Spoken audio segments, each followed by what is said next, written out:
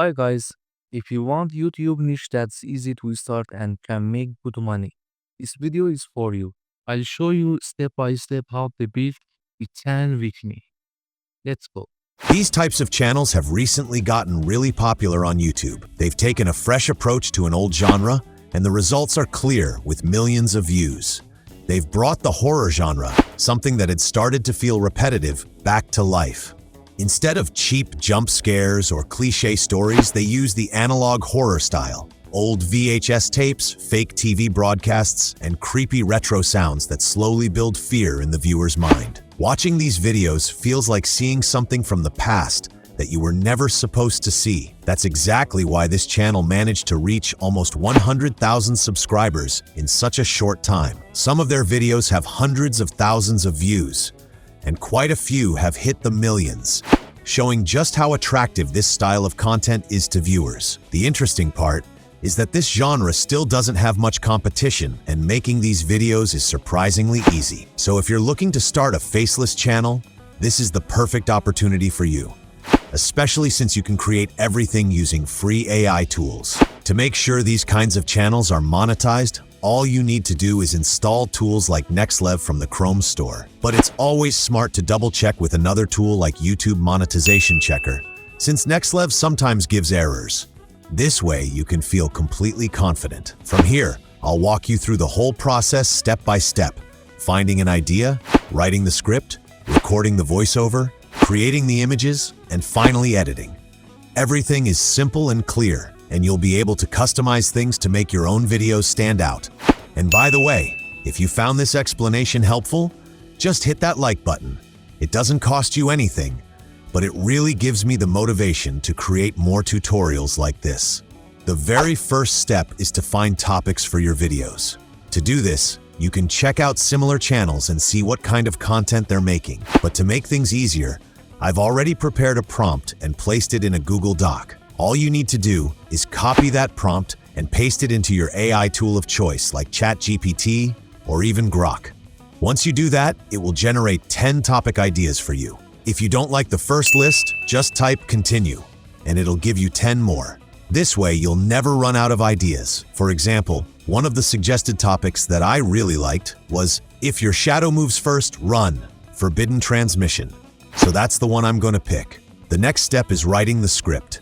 Go back to the same Google Doc and copy the script prompt. Then, add the topic you've chosen at the end of the prompt and hit enter. The AI will write a script for you. Since these videos are usually short, you don't really need to set a word limit. But if you want it to be longer, just type continue, and the text will keep going. Still, make sure you read through the script yourself and make some edits. We use AI for help, but we don't rely on it for everything. That way, your video will have much more value. Always remember, AI is your assistant, but the real director is you. Now let's move on to voiceover. The best option is always to record it yourself because it gives a natural human touch. But if you can't, I recommend two amazing tools. The first one is 11 Labs. It's super powerful. You can test different voices first, pick the one that fits your style, paste your script into the box, and click generate. In the free plan, you get about 10,000 characters, which is more than enough to get started. The second tool, and honestly my favorite, is DupDub. It's an incredible platform with a huge variety of professional voices in different styles. Just log in with your Gmail, click on Studio, and you'll be inside the workspace. From there, choose AI voiceover and you'll see a big list of voices. You can test them one by one until you find the perfect match. For scary style content, I usually turn on the content scary filter to get more fitting voices. Personally, I think the voice called Josh is one of the best. It fits the horror channel vibe really well. Now all you need to do is copy the script we wrote in ChatGPT, paste it here, and hit generate. You can adjust the speed or even add pauses, but since horror narration usually flows quickly without breaks, I leave it as is. Finally, download the audio file. After this, it's time to edit the voiceover. There are many tools you can use, but I recommend Audacity. It's completely free, open source, and works great on both Windows and Mac. Once installed, open the program. The interface might look a little overwhelming at first, but don't worry, we'll only use a few simple features. First, import the voiceover you generated with DupDub. Click on File, then Open, and select your audio file. To hear how it sounds, just hit play. Next, make sure the track is selected, then go to the Effect menu. From EQ and Filters, choose Filter Curve EQ. A line graph will pop up, and you can adjust it to shape the sound. The great thing is, you can preview changes as you go. To make things easier, I usually use presets. Just go to Presets and Settings, click on Factory Presets, and select Telephone. This effect gives the voice an old phone-like sound, which makes it feel creepier. Click Preview to listen before applying it. After applying, you might notice the waveforms get smaller, meaning the volume dropped a bit. That's fine. We'll fix it in the next step. Go back to Effect, EQ, and Filters, and this time choose Graphic EQ. This part is up to your taste. Play around with the sliders until you get the exact tone you want for your video. Always use Preview to check your changes. If the volume still feels too low, just go to Effect, Volume and Compression, select Amplify, and hit Apply. You'll see the waveforms get bigger and the voice become louder. At this point, your voiceover is ready. Export the final version as either a WAV or MP3 file, and it's good to go for your main video. The next step is creating the visuals, and there are two main ways to do it. Most channels in this niche usually go for simple, iconic images, often using a mix of white and red colors. So we'll also need images in that same style for our channel. But sometimes you might need an image that you just can't find online, and that's where AI comes in to help. The first method is super simple. You can use websites like Flaticon. This site has millions of icons. For example, when I searched for the word scary, thousands of related icons popped up, and I could easily download the ones I liked. Just make sure to always download them in PNG format. Another great option is Icons 8, which works similarly to Flaticon, but with a cool twist. You can customize the icons. You can change the colors, resize them, and then download them in just a few clicks. The second method is a little more exciting, because here you can actually create custom icons that perfectly match your theme. For this, I use a tool called ImageFX. It's completely free and really accurate for generating this type of image. All you need to do is go into the Google Doc, copy the image generation prompt, and then add the part of your script that you want to turn into an image at the end of the prompt. Hit enter, and within seconds, ChatGPT will give you an image prompt. Copy that prompt, paste it into ImageFX, set the size to square, click Create, and after just a few seconds, your images will be ready. As you can see, the images are instantly usable, and you can repeat this process as many times as you want.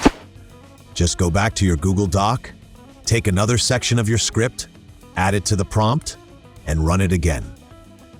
If you'd like even more unique or customized results, you can also tweak the prompt yourself until you get exactly what you're looking for. I'm not going to walk through every single step because it's really simple, but once all your files are ready, it's time for the fun part, editing. You can edit on mobile or desktop. If you're on a computer, I think CapCut is the best pick because it has great built-in effects and filters, it's easier to use, and it doesn't feel as complicated as Premiere Pro. If you prefer editing on your phone, the CapCut mobile app works great too. Now open CapCut and import all your files, including the voiceover and images. Then drag the narration onto the timeline. If there are long pauses or extra bits in the audio, remove them. Just don't overdo it so the narration still sounds natural and smooth. Unfortunately, CapCut doesn't have a shortcut for this, so you'll need to do it by hand. Once the audio is cleaned up, set your video size. I usually pick the standard YouTube size. Add your images, make them smaller, and adjust each one's duration to match the narration, shorter or longer as needed. Keep playing it back every time you add an image to be sure everything lines up with the audio. I move through this part quickly since it's mostly arranging visuals. Now for effects.